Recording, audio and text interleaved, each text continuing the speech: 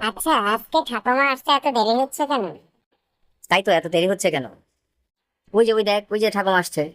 বাকিরা তোমরা কেমন আছো? আমরা সবাই ভালো আছি। আমাদেরকে আজকে ভূতের গল্প শোনাবে। তুই আবারও শুরু করে দিলি।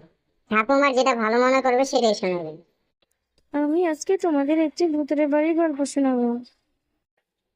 আমি বড় একা, আমার সাথে কেউ নেই। আমি কোথায় যাব? আমি কার সাথে খেলবো? আমার সাথে কি কথাও বলে না। আমি কি সবসময় এভাবেই থাকবো? কেউ যদি আসে তাকে আমি বিরক্ত করবো না। ওদিকে কে যেন আসছে দেখা যাচ্ছে। কি, আমার এলাকায় এত সুন্দর একটি বাড়ি আমার কখনো চোখেই পড়েনি। হ্যাঁ, এখানে কেউই আসে না।